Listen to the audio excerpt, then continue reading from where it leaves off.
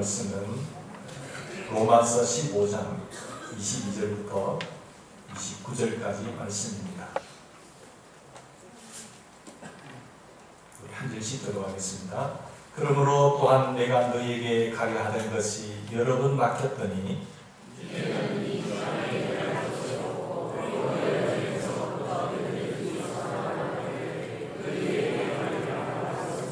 이는 지나가는 길에 너희를 보고 먼저 너희와 사귐으로 얼마간 기쁨을 가진 후에 너희가 그리로 보내주기를 바랍니다.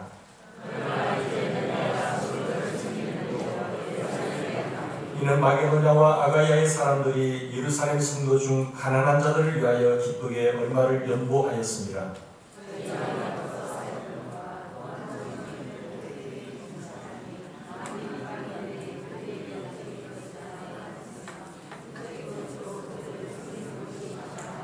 그러므로 내가 이 일을 마치고 이 열매를 그들에게 확증한 후에 너희에게 들렸다가 스바나로 가리라.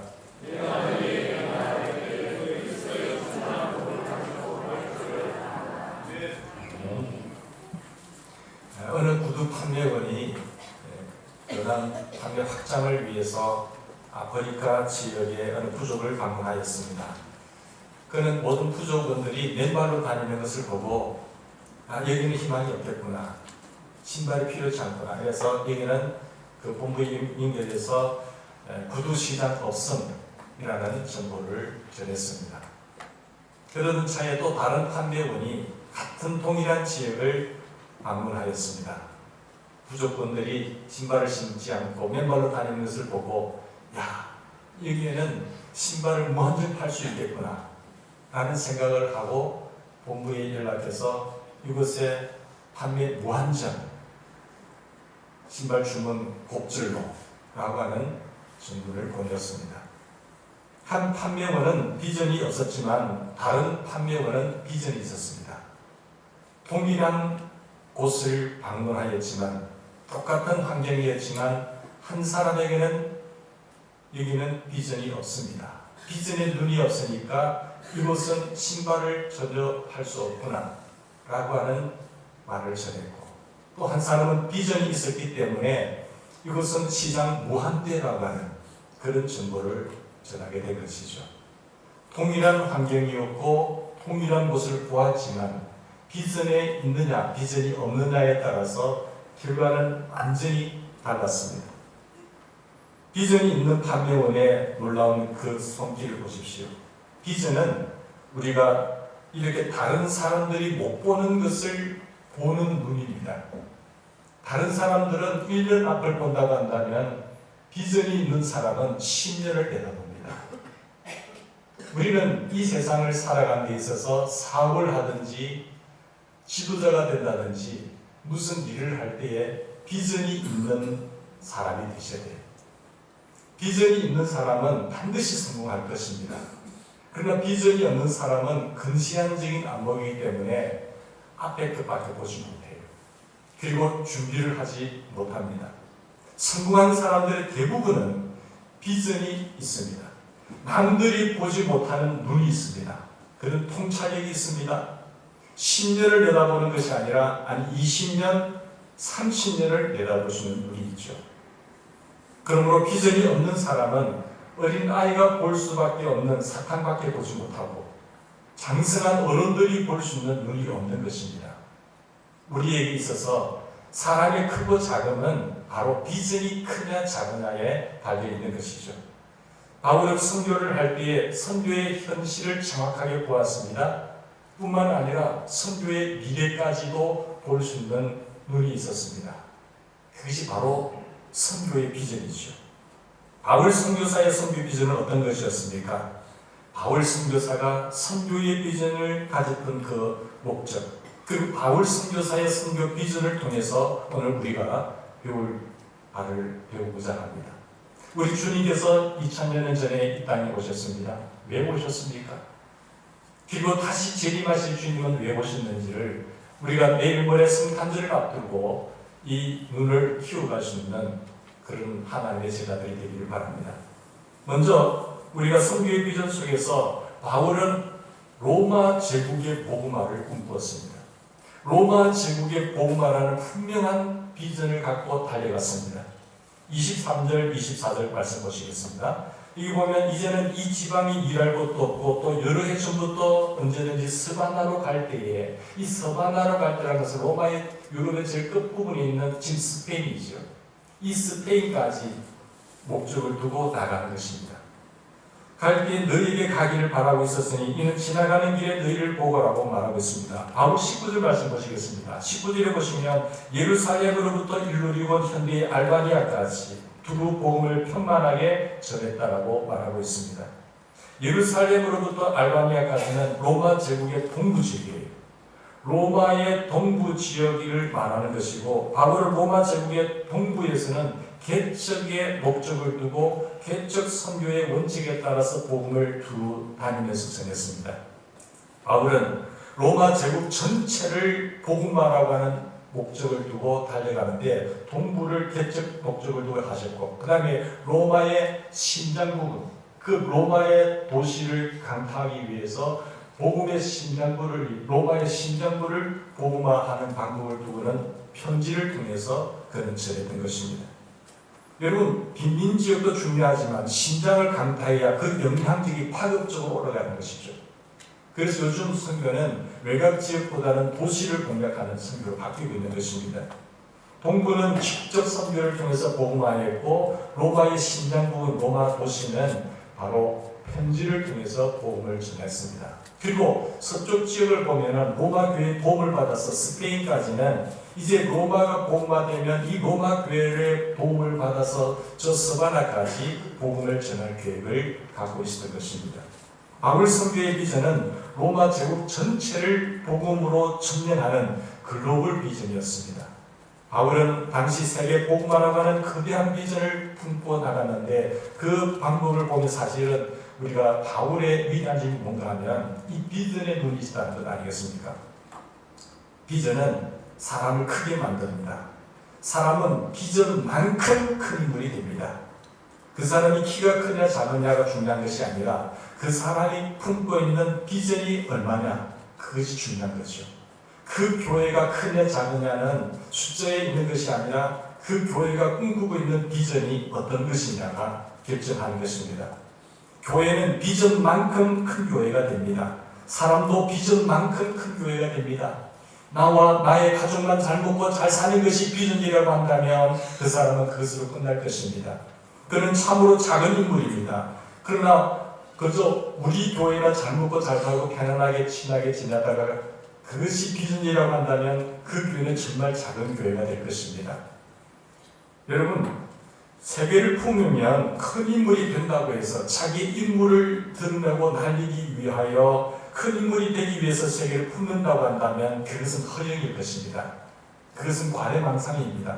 나는 큰 인물 되어야지. 나는 내 이름을 떨치는 데 목적을 두고 해야지. 그 사람은 작은 사람입니다. 교회가 우리의 이름을 날리기 위해서 뭔가를 한다고 한다면 그것은 작은 교회가 될 것입니다. 우리가 세계를 품는 큰 인물, 큰 교회가 되려고 하는 것은 우리를 위해서 십자가에 피 흘려 죽으시고 우리를 구원하시기 위해서 생명의 복음을 전하시기 위해서 구원의 길을 여시기 위해서 이 땅에 오신 주님, 그리고 그 십자가에 죽으심과 부활하심으로 말미암아 승천하시기 직전에 우리에게 주신 마지막 명령, 이것이 주님의 모든 족속으로 제자를 삼아서 하나님의 제자로 삼아 내가 너희에게 가르친 것을 너희들도 가르쳐서 지키게 하라고 하는 주님의 마지막 명령이 우리의 생애 최대의 비전이 된다고 한다면 얼마나 큰 사람이 되겠습니까? 우리가 선교의 비전을 품어야 되는 이유는 주님의 명령이기 때문에 가능한 것이죠. 그리고 주님이 주신 그 말씀을 내 가슴에 품고 내 생에 닿은 그날까지 이 땅에 머무는 그 시간까지 하나님을 어디로 보내시든지 그것을 목적을 두고 나간다고 한다면 그 사람은 큰 인물입니다. 그리스도께서 우리에게 불어넣어 주신 비전이 우리 모두의 비전이 되기를 바랍니다. 이 선교의 비전을 가지고 나갈 때에 어떻게 해야 될까요? 바울은 글로벌 네트워크를 이루고 나가는 것을 보게 됩니다. 글로벌 선교 비전을 추진할 때에 혼자 하지 않았습니다. 혼자는 한계점이 있습니다. 협력하는 것입니다. 예루살렘과 마게도냐와 아가랴와 로마와 스페인을 연결시키는 글로벌 네트워크를 통해서 주님의 마지막 이 선교의 비전 큰 명령을 내 가슴에 품고 띠를 형성해서 협력하여 이루어가는 것을 보게 됩니다. 글로벌 선교를 추진했던 것이죠. 바울은 우선 복음이 시작된 예루살렘 교회, 이 예루살렘 교회가 복음을 로마에 전했지만 근데 상황이 좋지 않아서 알는 것처럼 이 도시 전체적으로 어려움이 왔어요. 그렇다 보니까 교회도 어려움을 당해서 굶주리게 되었던 것입니다. 근데 나중에 복음을 받게 된 26절에 보시면 이들이 마게도냐와 아가야 사람들이 예루살렘 성도 중 가난한 사람들을 위하여 바울이 소식을 듣고 얼마 헌금을 하게 돼요. 연보를 하게 된 것입니다. 근데 아가야와 마게도냐를 보면 마게도냐는 현재 그리스의 북부 지역을 말하고 이 아가야는 그리스의 남부 지역입니다. 바울이 복음을 전해서 예루살렘 교회의 도움을 받아서 이곳에 복음을 전했는데 지금 형편이 선교지는 이제는 잘 살게 되었고 선교를 했던 이 예루살렘 교회가 구제의 어려움을 굶주림의 어려움을 당하게 된 것입니다. 이 소식을 듣고 선교지 사람들이 연보를 해서 바울을 통해서 이 예루살렘 교회를 도와주기로 결정한 것입니다. 사랑하는 여러분, 이 구제 헌금을 한 것을 연보를 한 것을 연보는 헌금이거든요.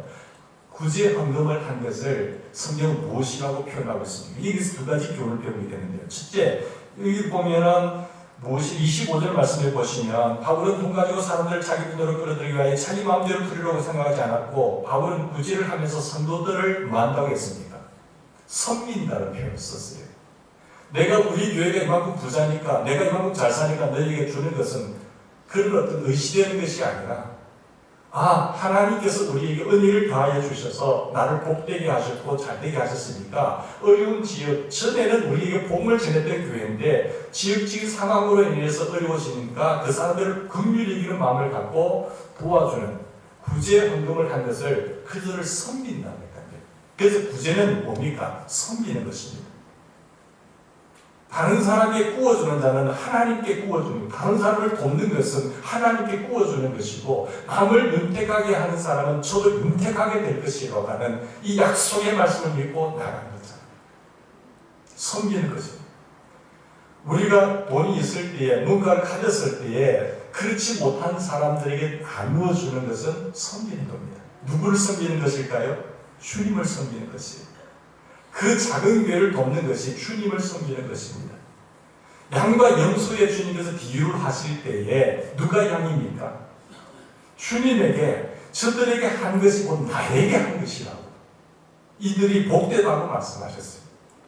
그러나 염소들은 저들에게 하지 아니한 어려움과 굶주림에 있는 자들을 돕지 않았던 그들, 자기 배만 살찌게 했던 그들을 보고 너는 염소다. 왜? 저들에게 하지 아니한 것이 곧 나에게 하지 아니한 것이라고 하셨거든요. 그래서 우리가 구제를 할 때에 중요한 것은 이 정신을 꼭 가지셔야 됩니다. 주님을 섬기는 것입니다. 내가 의시되고 저 사람은 나의 어떤 수하에 돈 좀 빌려주고 돈 좀 주고 나서 어떤 불쌍히 여기는 마음이 아니라 맡겨보는 것이 아니라 주님을 섬기듯이 하는 마음을 가질 때에 하나님 그 교회를 기뻐하실 줄 믿습니다. 27절에서도 보시면 저희가 기뻐서 하였거니와 또한 저희는 그들에게 빚진 자니 선교지에서 예루살렘 교회가 복음을 전했을 때 빚졌습니다. 이방인들 그들은 영적인 것을 나눠 가졌잖아요. 이 영적인 복음을 전해주었고 이제는 영적인 것을 나눠준 예루살렘 교회가 어려워지니까 이 선교지에서 아가야에 있는 마게도냐에 있는 교회들이 이들을 향해서 육적인 것을 베풀어 줍니다. 그걸 뭐라고 표현하고 있는가 하니까 여기서 보면 선교지 성도들은 예루살렘 성도들에게 영적으로 빚진 자들이라고 했어요. 그리고 그들에게 주는 것은 빚을 갚는 것이라고 말하고 있는 것입니다. 섬긴다. 사랑하는 여러분, 여러분이 하나님과의 관계에 있어서 맺힌 것이 풀어지기를 바랍니다. 다른 것은 잘하는데 물질적으로 맺혀 있는 사람도 있어요. 막혀 있는 사람도 있어요. 그걸 뚫으셔야 돼요. 연말이 가기 전에 사람과의 관계를 여러분 맺힌 것을 푸시고 물질적으로 맺힌 것, 하나님과 맺힌 것 푸셔야 됩니다. 그거 풀지 않으면 축복의 통로가 열리질 않아요. 하나님에게 약속한 거 푸셔야 돼요. 물질에 인식하면 이 땅에서 물질의 복을 받지 못하는 거예요. 그래서 물질의 복이 영원한 복이 되기 위해서는 이 물질면에 있어서 정직하셔야 됩니다. 우리 모두에게 이런 은혜가 넘치길 바랍니다. 하나님이 쏟아주시는 것을 가지고 더 크게 쓰임받는 축복의 통로가 되는 우리 교회가 되기를 바랍니다.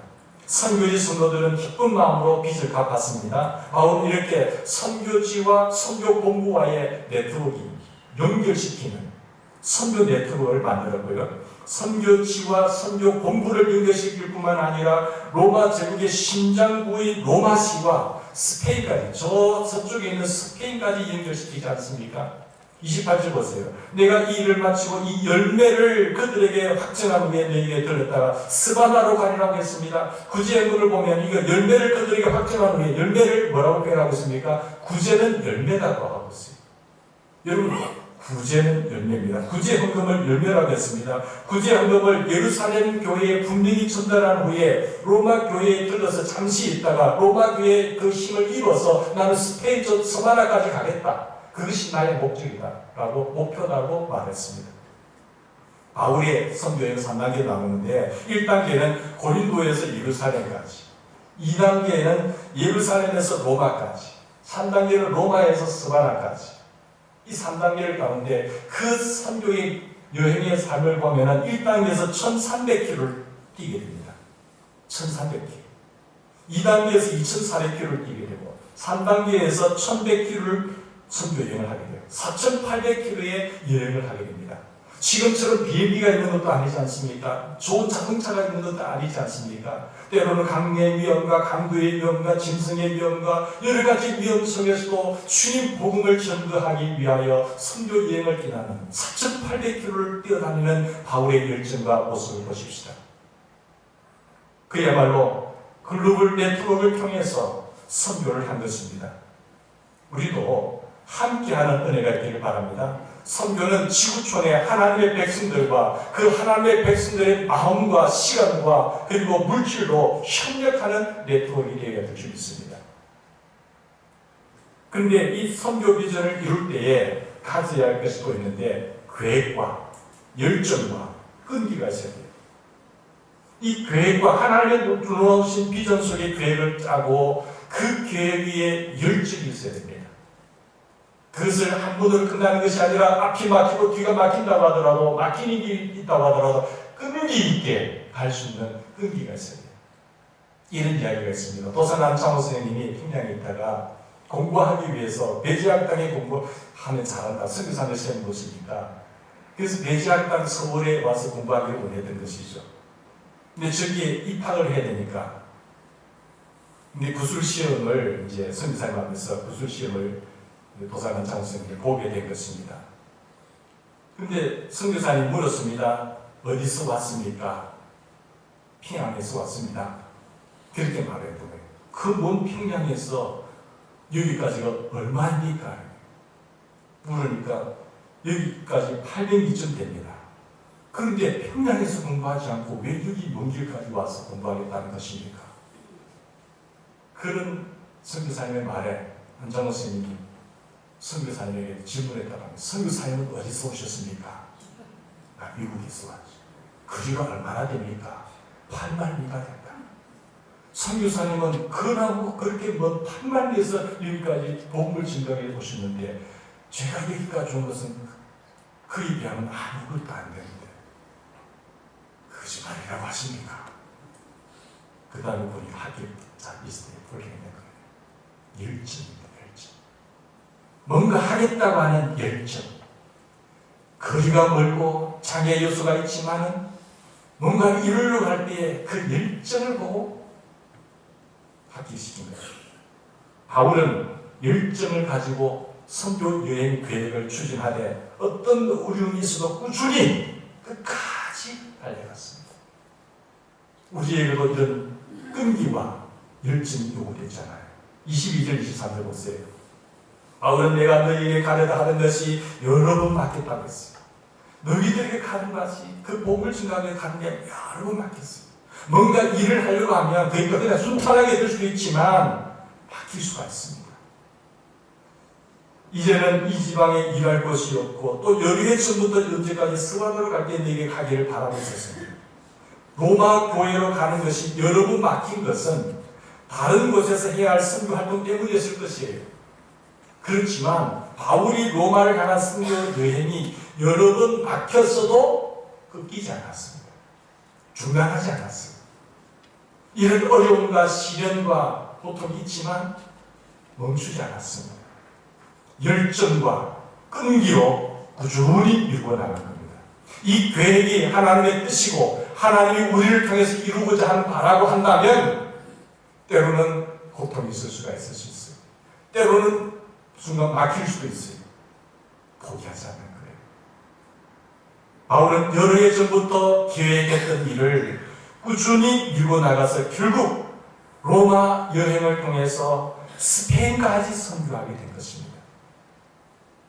자, 이런 선교를 할 때에 균형의 사역을 해야지 돼요. 균형된 사역. 두 번째로 보시면 바울은 열정과 끈기로 선교 계획을 추진할 때에 선교 일변도로 나가지는 않았습니다.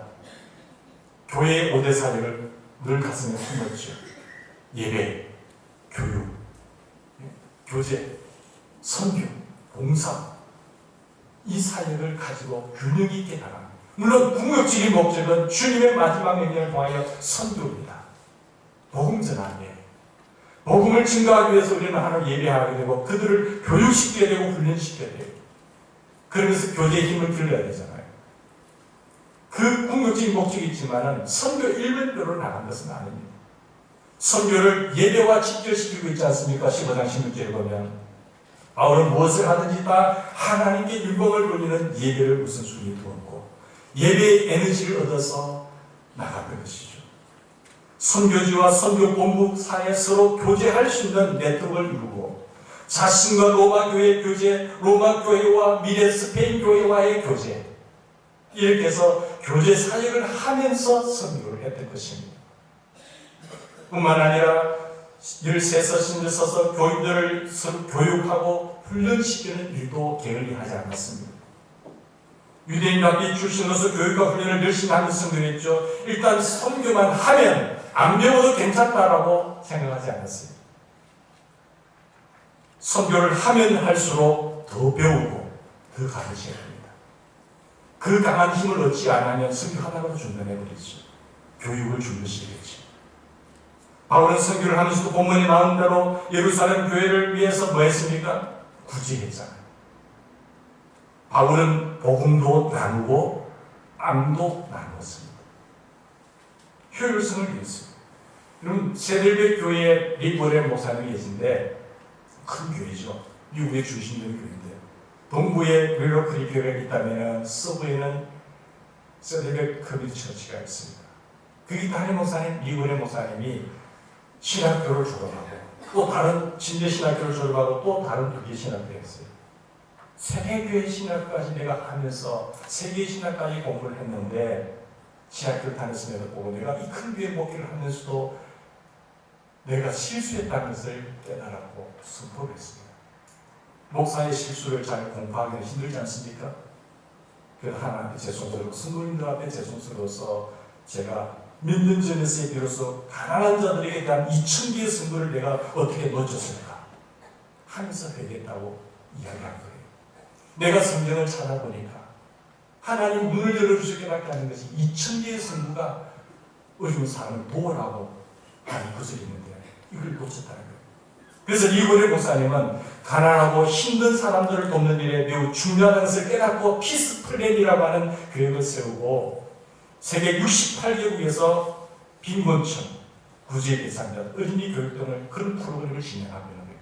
강력한 힘 있는 교회이기 때문에 68개 나라의 어려운 지역을 향하여 손을 펼치고 있는 겁니다. 우리 교회도 여러 가지로 어렵고 힘든 사람들을 돕는 데 앞장서는 교회가 되어야 돼요. 그것을 향해 계속 노력해야 됩니다. 물론 앞으로는 우리가 또 하드웨어는 더 좋아질 겁니다. 새 건물에 들어갈 거예요. 그럼 우리가 끊임없이 놓치지 말아야 될 것은 무엇입니까? 소프트웨어. 내용입니다. 그것은 끊임없이 생각하세요. 여러분 새집 지은 세대 아파트 갈 때 공부 안 시킵니까? 학원 안 보내세요? 지금 절약하세요? 아니지 않습니까? 건축을 하면서도 해야 될 것을 하셔야 돼요. 하나님이 내가 되는 건 주시는 이보다 더 큰 은혜가 없어요, 여러분. 대본 중에 우리 교회가 우리 스스로의 힘으로 저만한 교회를 지으려고 한다면요, 못해요. 우리 성도들 한국을 보니까 못해요. 제가 서울에서도 지어왔지만 그 수업 내는 사람도 있었지만 우리 교회는 그렇게 형편이 안 되더라고요. 근데 하나님의 은혜로 하나님이 예비해 주셔서 좋은 시대를 주시잖아요. 얼마나 감사합니다. 우리가 항상 생각해야 될 것은 건축에 들어갈 돈을 우리는 선교와 구제로 나가야 됩니다. 하나님 그 은혜를 주신 것을 눈을 열으셔야 됩니다. 새 성전 건축이 목적이 아닙니다. 교회가 좀 작으면 어떠세요? 교회가 좀 허름하고 어떠세요? 그건 아무 상관이 없어요. 우리가 본질적인 것, 그것을 놓치지 않는 우리 교회가 되길 바랍니다. 사단은 지역적인 것에, 부분적인 것에 흩어지게 만들고 힘을 잃게 만들고 본질적인 것을 못하게 하는 거예요. 우리 67년, 8년 역사 속에서 얼마나 잃어버린 생각 많습니까? 지역적인 것 때문에 많은 사람들이 떠나가게 되고 별 중요하지 않는 일에 신경을 쓰다 보니까 정말로 교회가 해야 될 일을 놓친 것이 얼마나 이런 가슴 아프지 않습니까? 한국 교회로 무너지게 된 원인이 무엇입니까? 우리의 적은 세상인데 세상과 싸워야 할 교회들이 성도들끼리 다투고 그것도 별로 죽어 사는 문제도 아니에요. 중요한 일인데 사람의 그 게임에 빠져서 정력 낭비, 시간 낭비 다 하면서 거기서 서로 상처받고 고통당하는 것이 너무 가슴이 아픕니다. 비본질적인 하나도 중요하지 않는 것. 우리의 눈이 열리기를 바랍니다. 하나님께서 교회를 세우시고 우리를 부르신 것은 주님의 마지막 명령이 우리 생의 최대 관심사가 될 줄 믿습니다. 우리 남은 생애를 통하여, 우리 다음 세대를 통하여 이 지역에 죽어져간 영혼들에게 복음을 전가하고 주님을 만나게 하고 새로운 비전과 가치관을 가지고 세계를 움직일 수 있는 그런 선교한 공동체가 되기를 주님은 축원합니다.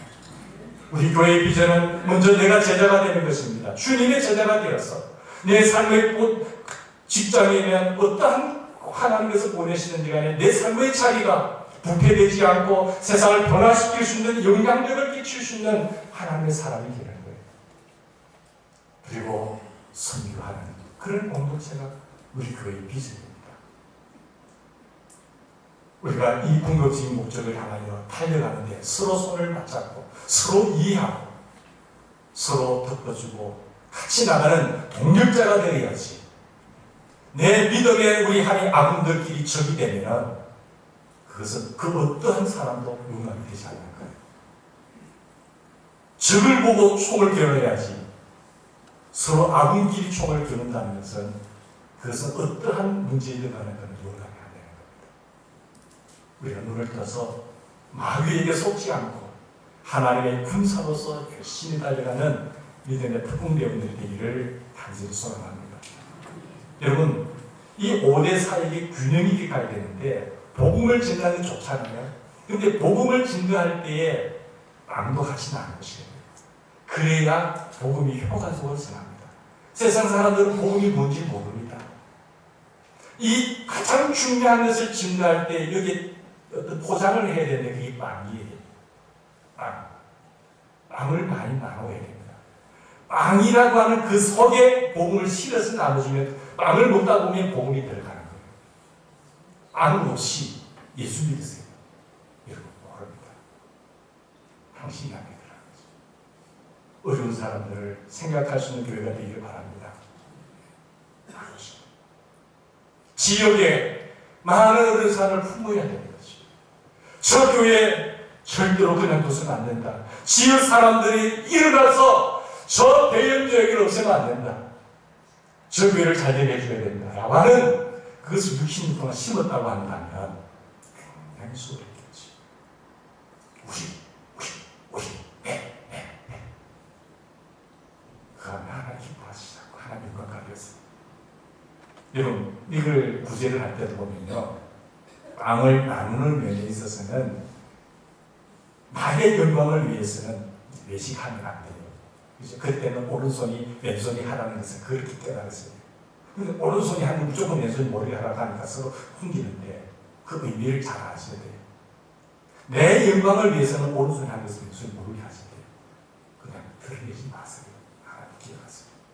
그러나 기관 이름을 한다든지 교회 이름을 하든지 우리 전도의 이름을 한다든지 할 때는 하나님의 영광을 드러낼 때 있잖아요. 하나님의 영광을 드러나는 하나님의 영광면에 있어서는 이 사회에 대대적으로 공부하셔야 됩니다.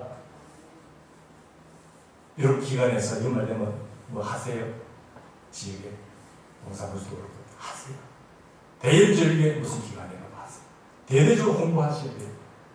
그래야 하나님의 영광이 드러납니다. 그건 외식이 아니에요. 하나님의 영광을 위해서 복음보다도 어려운 지역을 위해서 이번에 삶의 표를 가져왔습니다. 하세요. 하나님 영광이 드러나요. 저들은 복음이 뭔지 모릅니다. 아, 교회가 이런다고. 그냥 좋다. 교회에서 이렇게 한 것을 어려운 지역에 전달하는 사람도 그 붙어 있으면 저에게 주는 건 아니겠습니까? 최근에 한국 교회의 신도가 약간 올라가는 거 그거예요. 캐톨릭이나 다른 사회 같은 기부할 때 다 이런 데잖아. 근데 거의 한 70%가 교회에서 합니다. 사실 엄청나게 교회에서 많이 해요. 사회. 근데 우리는 다 숨겨요. 다 이런 만들어내다니까. 절대 그렇지 않아요. 대대적으로 공부하세요. 교회에서. 그러니까 매스컴을 탈 때 그렇게 스스로 교회들이 뭐 총회 가서 하지 말고 난 교회별로 다 가서 어느 교회에서 어느 교회에서 공부에 TV 할 때 그걸 좀 하고 있는 거예요. 오른손이 하는 것은 왼손이 모자라니까 모르게 하는 거예요. 이 말씀도 잘못 해석해가지고 숨겨. 하나님 이거는 교회가 뭐 하느냐고 부신께서 엄청나게 하는 거예요. 그걸 교회들이 완전히 오픈하시대요. 개인이 너무 강조. 연말이 되면 남는 거 있으면 여러분 마을 주변이라도 좀 보세요. 그러고 조금 전에 가서 예수 믿으라고 하지 마시고 그냥 교회에서 왔다. 영도당이라는 것은 한포 말고 좀 괴롭히신 강사들이 교회에서 왔다고 말하세요. 그러면 그들도 생각합니다. 이래서 뭐라 하지 말고 조용히 하시면 교회가 빵을 나누는 것을 우리가 사회에 공부해야 됩니다. 선교는 다른 사역들과 균형을 맞추어야 돼요. 특별히 빵을 나누면서 복음을 나누면 선교를 훨씬 더 효과적으로 할 수 있습니다. 복음이 싹 스며듭니다. 사람들의 마음을 움직이는 것은 아닙니다. 마지막으로 이 사역을 선교 비전을 가진 대통을 이뤄서 균형 있게 할 때에 주님 주신 복이 뭔지 아세요? 충만한 시복. 29절 보세요. 내가 너에게 나아갈 때에 그리스도의 충만한 복을 가지고 나간다. 할렐루야. 우리는 이 복 보따리를 들고 있는 거예요. 생명의 보따리, 예수 그리스도 안에 충만한 복. 선교는 생명 보따리를 전하는 것입니다. 죽음의 보따리를 안고 흑암의 근세 아래 있는 그들에게 예수의 생명을 전해주는 것이 선교입니다. 바울은 다메섹으로 가는 길에 자신이 목숨을 걸고 박해하는 예수 그리스도를 만나서 참된 생명을 얻었습니다. 바울은 그 순간 예수님으로 받은 생명 보따리를 많은 사람들에게 전하라고 하는 사명을 받았습니다. 그때 예수님이 이런 말씀하셨어요. 나는 네가 박해하는 예수라. 내가 너를 구원하여 그들에게 보내어서 그들의 눈을 뜨게 하여 어둠에서 빛으로 사단의 권세에서 하나님께로 돌아오게 하고 죄사함과 나를 믿어 거룩하게 된 무리 가운데서 기업을 얻게 하리라. 어둠에 있는 자들에게 빛의 세계로 나오게 만들고 사탄의 권세에서 하나님의 백성으로 만드는데 이 생명의 보따리를 전해주라는 거예요. 그게 성경입니다. 이 복음으로 생명 살리는 일에 앞장서는 기관들이 되길 바랍니다. 뿐만 아니라 선교는 능력의 보따리를 전해주는 거예요. 우리는 아무 힘이 없잖아요. 그렇지만 바울이 말했어요. 내게 능력 주시는 자 안에서 내가 모든 것을 할 수 있는. 예수 그리스도는 우리에게 배부름과 배고픔과 풍부와 궁핍과 존대와 그리고 천대 등 모든 환경을 감당할 수 있는 능력을 주셨어요. 이는 내가 비천에 취할 줄도 알고 풍부에 취할 줄도 아는 그 비결을 내가 배웠는데, 그것은 내게 능력 주시는 자 안에서 내가 모든 것을 할 수 있는 능력의 보따리가 우리 있는 거예요. 마지막으로 행복 보따리. 예수 안에 행복이 있습니다.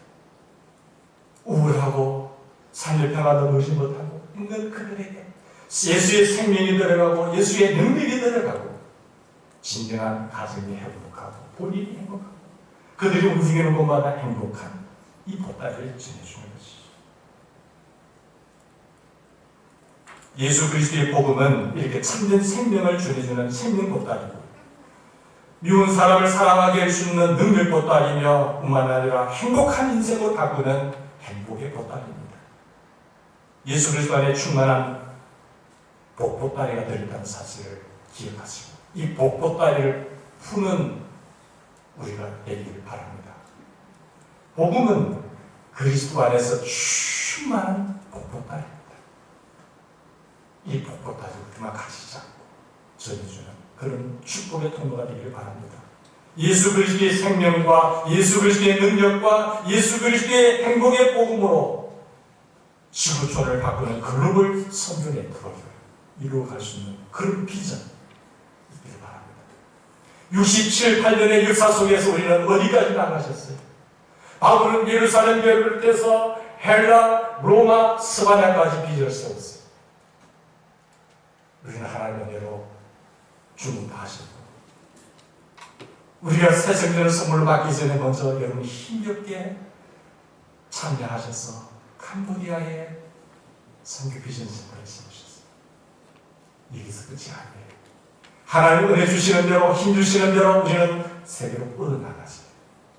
복음의 보따리, 생명의 보따리, 능력의 보따리, 행복의 보따리를 전해주는 그 네트워크를 향하여 끝까지 달려가는 하나님께서 기뻐하시고 역사하시고 쓰시는 기쁨이 되는 우리 교회가 되기를 주님 축원합니다.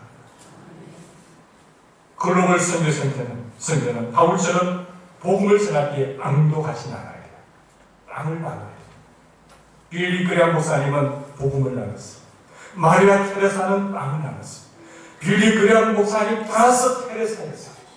복음 플러스 빵. 교회가 빌리 그레암과 테레사를 합친 모습을 지닌다고 한다면 교회의 위상은 지금보다 훨씬 더 높아질 거예요. 손가락 지역사회에서 손가락 치는 그런 질당하는 그런 교회가 아니라 저 교회는 반드시 우리 지역사회에 필요한 교회다. 저 교회는 우리 지역이 지킬 것이다. 그렇게 말할 수 있는 프로젝트를 열으셔야 합니다. 복음도 나누고 빵도 나누는 그런 글로벌 선교 비전을 힘껏 실천하면서 우리는 하나님께 영광을 돌려드리는 우리 교회가 되기를 주의 이름으로 축원합니다. 같이 기도하십시오. 하나님 고맙습니다.